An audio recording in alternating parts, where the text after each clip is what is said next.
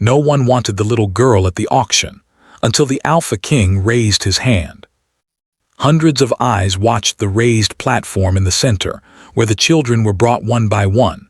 Some were strong, some clever, and some were said to carry gifts or curses. But the little girl who was pushed forward now seemed to belong to neither world. She stood there silently, small and trembling, her dress torn at the edges, her hair tangled into knots. Her eyes, wide and uncertain, scanned the crowd as though seeking an escape.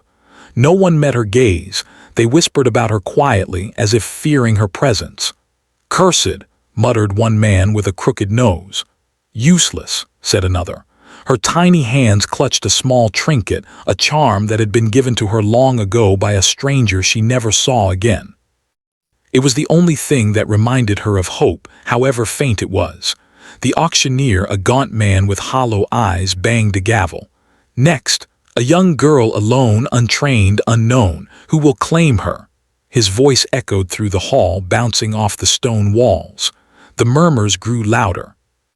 The crowd shifted uneasily, glancing at each other as though confirming what they already knew. She was unwanted. The girl swallowed hard, her lips trembling. She did not understand what had brought her here. One moment she had been living in the shadows of the ruined city, scavenging what little she could find. The next, she had been taken and brought to this place where strangers would decide her fate. She was only 8 years old, yet she had learned to survive in a world that had long forgotten children like her. Minutes passed, and the gavel struck again. "No bids," said the auctioneer flatly. The crowd's disappointment was palpable. Some yawned, some whispered curses under their breath, and some simply moved on, eager to see the next child.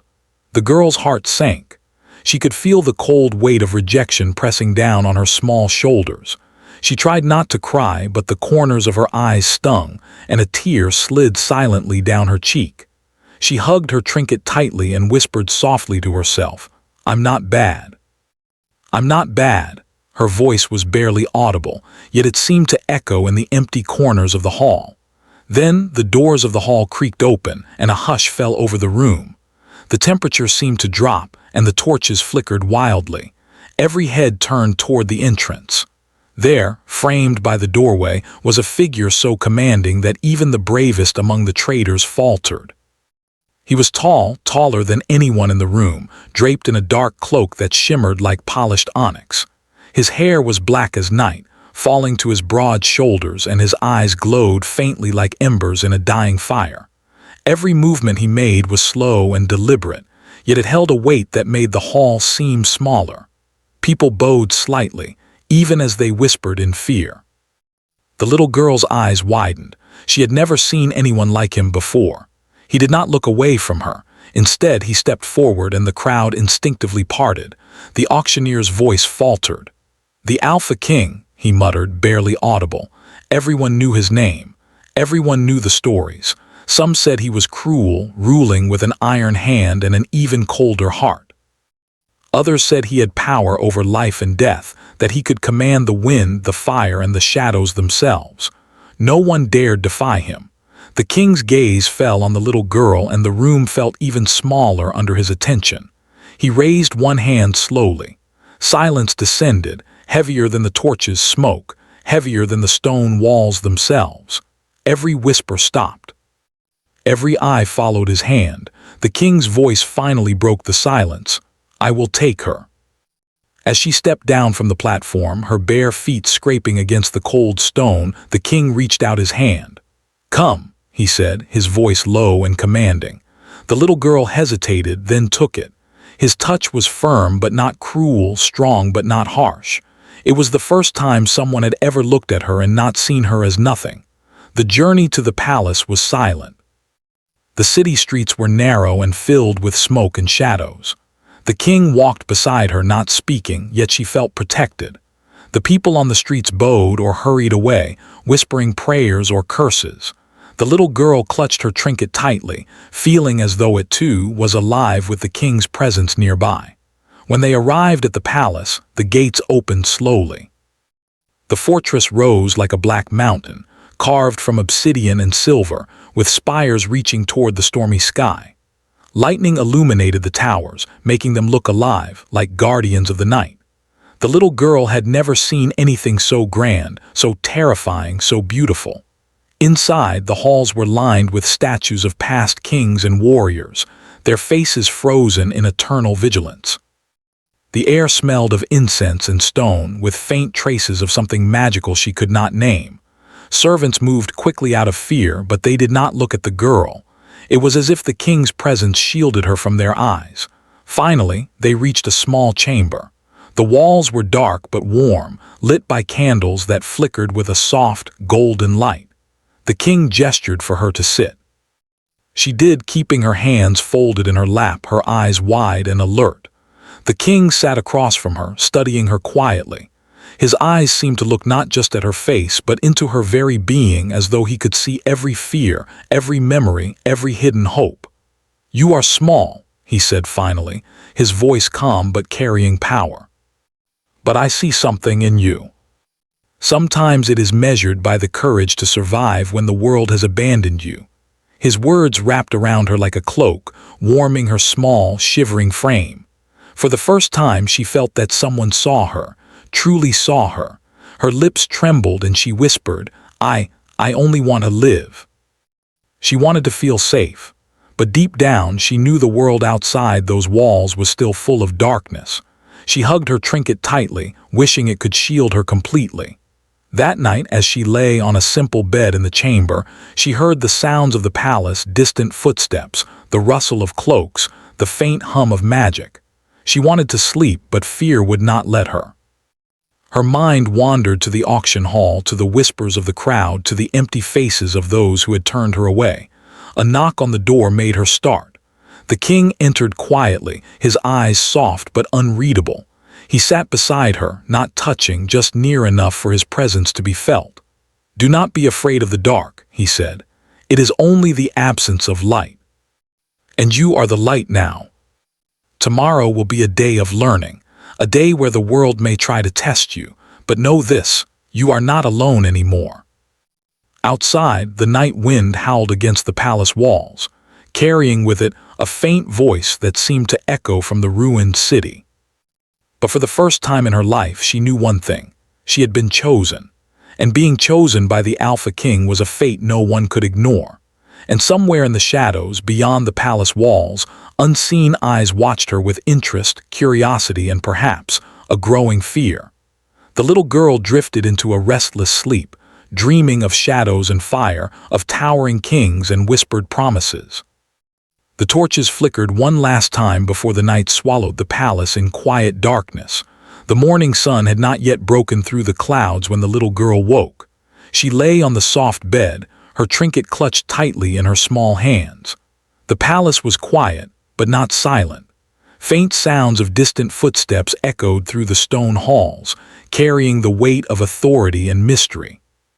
Every corner seemed alive, as if the walls themselves were watching her. She rose carefully, her bare feet brushing the cold floor. She had been told she could explore the chamber, but the palace outside remained a mystery.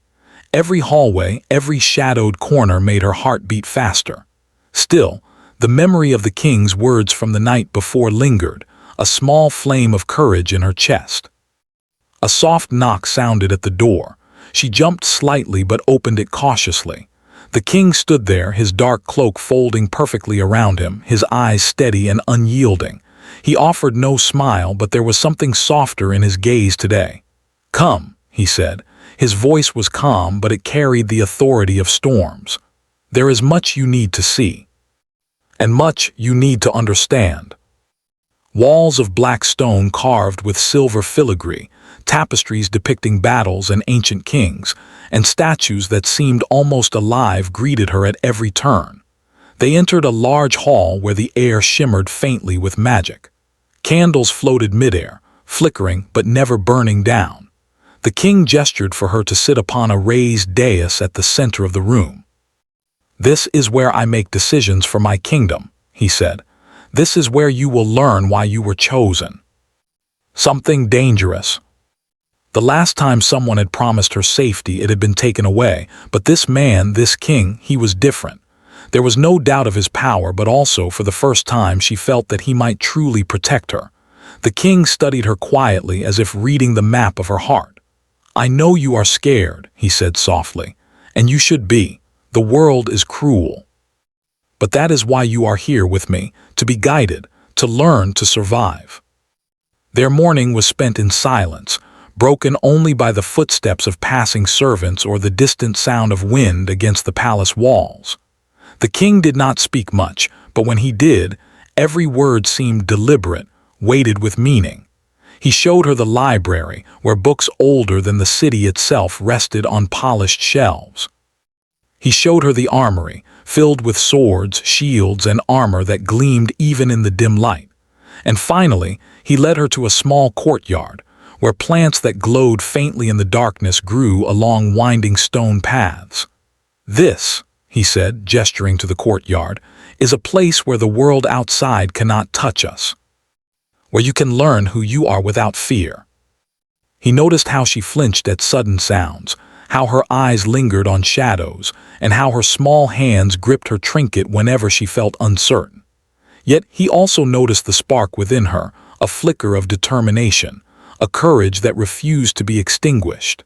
It was rare, even in his long life, to see such courage in one so young, but the palace was not without danger. As the afternoon wore on, whispers reached the king's ears of shadows gathering outside the walls. Dark forces, old as the city itself, were stirring. Creatures from forgotten legends had been seen near the outskirts, watching, waiting. And though the little girl was unaware, she was the reason. Her very presence had drawn attention. The king's hand clenched into a fist. "They will not take her," he muttered under his breath. "Not while I live. I must survive." Forces that seek power, and forces that seek to destroy. "You may feel small," the king continued, "but sometimes the smallest flame can light the darkest night. You carry a flame inside you, though you do not yet know it, and I will help you learn to control it." As night fell, the palace grew quieter. The flickering candlelight painted the walls in golden shadows, and the distant wind carried a faint, eerie melody. The little girl felt a strange mixture of fear and comfort. She was safe for now, but she knew that the world outside would not remain still. Danger was coming. She could feel it in her bones. Just as she was about to settle on the bed, a sudden knock came at the door. The girl jumped, her small heart pounding. The king entered silently, his presence filling the room. "Do not fear the night," he said. "The darkness outside is powerful, but it does not belong to you. It belongs to those who seek to harm, and I will stand between you and them." She wanted to trust him completely, but the unease in her chest would not vanish. "Why me?" she asked softly. "Why did you choose me?" Maybe he was right. Maybe she was not so powerless after all. The king stood and walked toward the window, looking out over the city. Thunder rumbled in the distance, though the sky remained gray and still. "They are coming," he murmured, more to himself than to her. "And when they arrive, we must be ready, you and I." She had never felt protection like this, nor had she ever felt responsibility so heavy. Yet, somewhere deep in her heart, she knew she could not fail him. As the night deepened, the shadows around the palace grew longer, moving as though alive. Outside, in the ruined streets, shapes shifted in the darkness. The whispers of the past, of forgotten curses and old powers, floated on the wind. And somewhere, unseen by the girl, eyes glowed faintly, watching, waiting. The little girl lay on her bed, staring at the ceiling. She thought of the auction hall, of the people who had turned away, of the king who had raised his hand for her. She thought of the dangers yet to come. And as sleep finally overtook her, a single thought echoed in her mind. "I am not alone. I am not forgotten. And I will survive." But deep in the shadows beyond the palace walls, a faint, chilling whisper carried on the wind. And somewhere, far beyond her dreams, the world was already preparing to test her courage. The morning mist hung low over the palace, curling around the towers like silent ghosts. The little girl woke before dawn, her small heart still echoing with the king's words from the night before. Something had shifted within her. She was no longer just an orphan who survived by hiding in shadows. She was part of a world she had only begun to understand, a world filled with kings, magic, and dangers that lurked just beyond sight. She dressed quietly, careful not to wake anyone, and crept to the window. The city below lay silent, its crumbling streets and abandoned buildings swallowed by the fog. Somewhere far off, a faint shimmer of movement caught her eye, and a chill ran down her spine. She did not know what it was, but a whisper inside her told her that it was connected to her very existence. A soft voice broke her thoughts. "You are awake early." The night, it felt strange. A kind of power the world has forgotten, and with it comes attention, dangerous attention. You must learn to control it before it controls you. The king extended his hand. "Come with me. Today, you will begin to understand what it means to belong to this world." Statues of warriors long gone lined the hallways, their eyes seeming to follow the girl as she walked. She shivered, but she held her head high, feeling the king's presence beside her like a shield. They entered a large chamber at the heart of the palace. Ancient scrolls and tomes lined the walls, their pages glowing faintly as though infused with magic. Maps of kingdoms and cities, some real and some long lost, lay spread across tables. Candles floated in the air, lighting the room without ever melting. The girl's eyes widened. She had never seen anything like this. "You see," the king said, "the world is larger and older than you can imagine, and there are those who would use what you carry for their own ends.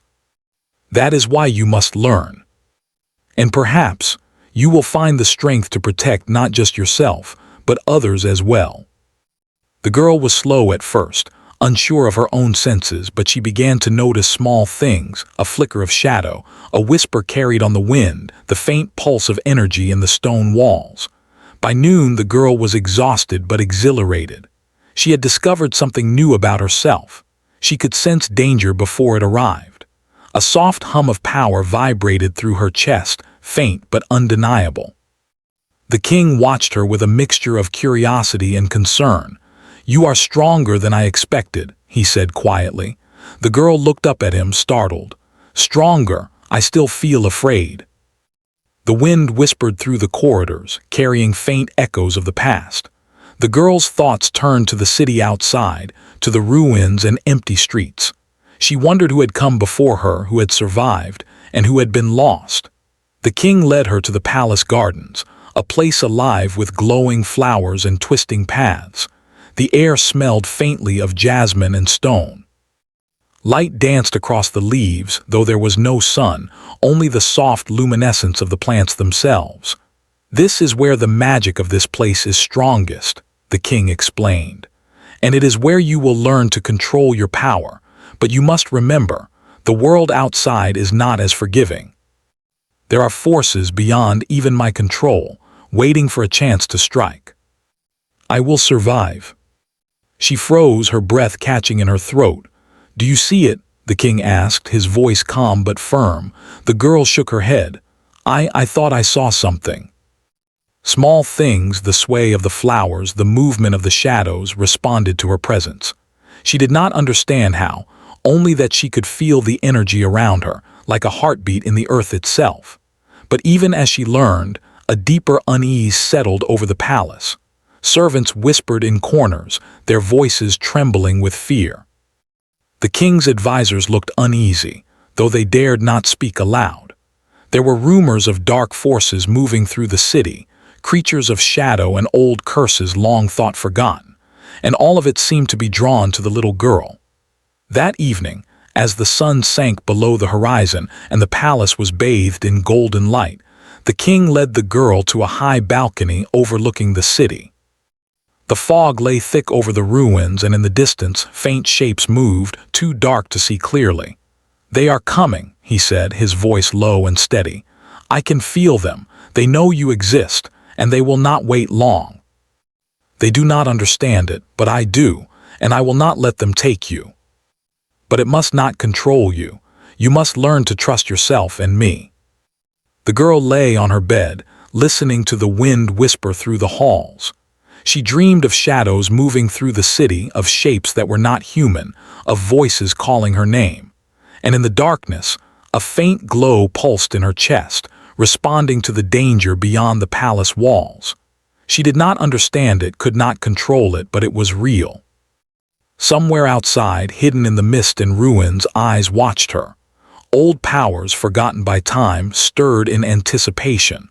The little girl was no longer just an orphan. She was a beacon, and that beacon had drawn attention she could not yet imagine. The king stood silently in the doorway, watching her sleep. His mind was heavy with thoughts of the coming dangers, of the shadows gathering outside, and of the responsibility he had taken upon himself. He had chosen her, raised his hand for her at the auction, and now that choice carried weight beyond anything he had anticipated. The palace was silent, but the air itself seemed to hold its breath. Outside, the night deepened, and in the misty ruins of the city, a faint voice whispered again. Yet beneath the stillness, tension coiled like a living thing. The little girl had begun to grow accustomed to the routines of the palace, but unease never left her. Every shadow seemed longer at night, every whisper carried a warning she could not yet understand. The king had insisted she train daily, teaching her to sense the faint stirrings of danger, to notice the slightest change in the air, and to understand the magic that pulsed through the palace stones. Though the lessons were difficult, the girl found a strange satisfaction in them. She could feel herself growing stronger, her senses sharper, and the pulsing power within her responding to her control, however small it might be. Yet, despite her progress, the world outside the palace walls remained a threat. Rumors had begun to reach the king's ears. Merchants and travelers spoke of strange figures in the foggy streets, of shadows moving unnaturally, of whispers of a child with hidden power. Some said she carried a gift, some said a curse. All agreed on one thing: she was important and danger followed her. The girl sensed it too. That afternoon, as she practiced walking through the palace gardens, she felt a shiver ripple through her. Something was near. She stopped mid-step, her trinket clutched tightly in her hands. The flowers around her seemed to sway even though the air was still. The king appeared at her side as if summoned by her unease. "What do you feel?" he asked quietly. "Something watching," she whispered. "Outside in the garden, I can feel it." Their faces were hidden, but their intent was clear. They had come for her. The girl froze for a heartbeat, fear gripping her. But then she remembered the king's lessons, the power within her, the courage he had praised. She raised her hand instinctively, and the air around her shimmered faintly, as if responding to her fear and determination. The cloaked figures faltered, stumbling slightly as though invisible walls blocked their path. The king drew a long, curved sword from his side, moving to stand between the girl and the intruders. His presence alone seemed to push the shadows back.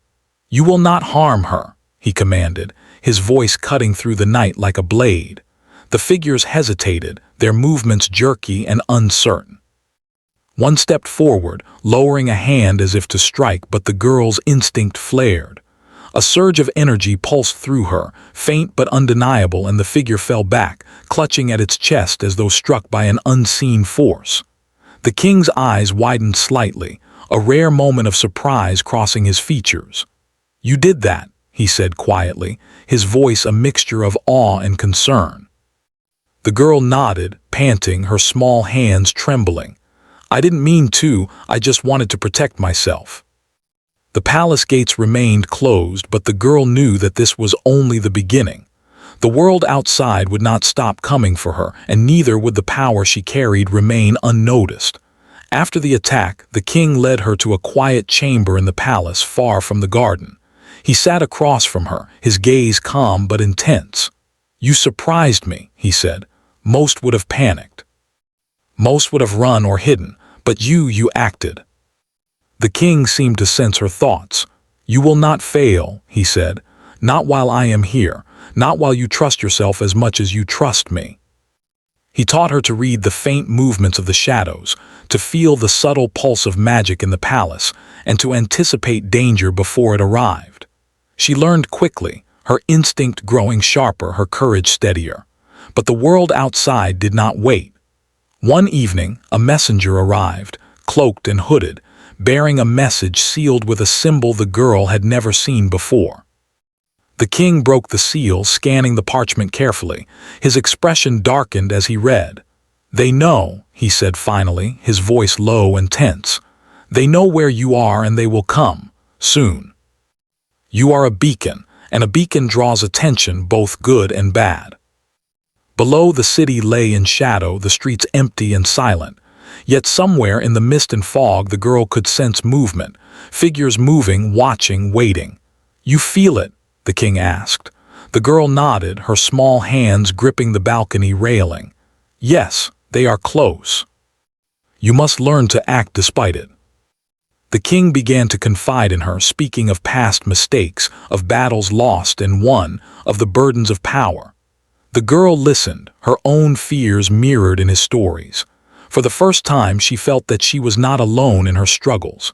The king, though powerful and feared, had his own battles, and together they could face them. One evening, as the sun set behind the distant mountains, painting the sky in gold and crimson, the girl and the king stood together on the balcony. The wind was calm, the city below quiet, but the tension in the air remained. "You have grown stronger," the king said, his voice soft but certain. "Not just in power, but in spirit. I am proud of you."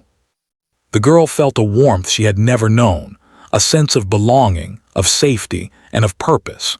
She looked at the king and realized that their bond had shifted from protector and protected to something deeper, something forged in trust, courage, and shared danger. But even as they shared this quiet moment, the shadows beyond the palace walls were moving. Figures cloaked in darkness slipped through the fog, approaching silently, their intentions clear. They had come for the girl, drawn by the power she carried, and nothing could stop them but the strength she was only beginning to understand. The king's gaze darkened as he sensed the presence. "They are closer than I thought," he muttered, his hand resting on the hilt of his sword. "And this time they will not hesitate." And as the moon rose high in the sky, casting silver light across the palace, a quiet thought settled in her mind. "I will not run. I will not hide. I will survive." The night was calm, but only for a moment. Outside, in the misty ruins of the city, a figure stepped forward, watching, waiting, and ready to strike. The girl's training, her courage, and her bond with the king would be tested, and the outcome was far from certain. The night was alive with tension. The palace walls trembled slightly, as if sensing the danger that crept closer. Outside, in the fog-covered city, shadows moved like a dark tide. Figures cloaked in black approached silently, their eyes fixed on the tower where the little girl and the Alpha King stood. They were many, and their intent was clear. They would not leave until they had claimed her. Inside the palace, the little girl stood on the balcony, her small hands gripping the stone railing. Her heart raced, but she did not tremble. She had trained, learned, and faced her fears, and now it was time to put everything to the test. The power inside her pulsed faintly, in sync with her heartbeat, ready to respond to her will. The king stood beside her, calm, commanding, and unwavering. His cloak shifted in the night wind, and his sword glinted faintly in the silver light of the moon. "Remember," he said softly, "courage is not the absence of fear. It is acting despite it. Trust yourself, trust what you have learned, and trust me." She felt small, yes, but stronger than she had ever imagined. She was no longer just a child, she was a force, growing and responding to the world around her. The first of the cloaked figures stepped into the courtyard, their movements swift and deliberate. They stopped at the edge of the palace grounds, as if sensing the invisible barrier the girl's presence had created. One of them, taller than the rest, stepped forward, raising a hand as if to cast a spell. The girl reacted instinctively. She raised her hand, and a pulse of energy shot outward. The ground trembled, the air shimmered, and the first figure stumbled backward, clutching at his chest. The king's eyes widened slightly, a rare flicker of surprise crossing his face. "You are ready," he said quietly, almost to himself. The figures hesitated, their confidence faltering. But then they regrouped, circling the palace like wolves, waiting for the perfect moment to strike. The king moved to stand in front of the girl, his sword raised, his presence like a shield of shadow and steel. "You will not harm her," he commanded, his voice carrying over the courtyard like thunder. The little girl's pulse quickened. She felt the energy within her responding, growing stronger, stretching outward to meet the threat. She could sense the intentions of the intruders, not just their presence, but their desires, their fears, their weaknesses. A faint smile crossed her lips. "I can do this," she whispered. The first figure lunged, but the girl's instinct reacted before her mind could. A wave of energy pushed the intruder back, sending him sprawling to the ground. The others hesitated, their momentum broken by the force of her power.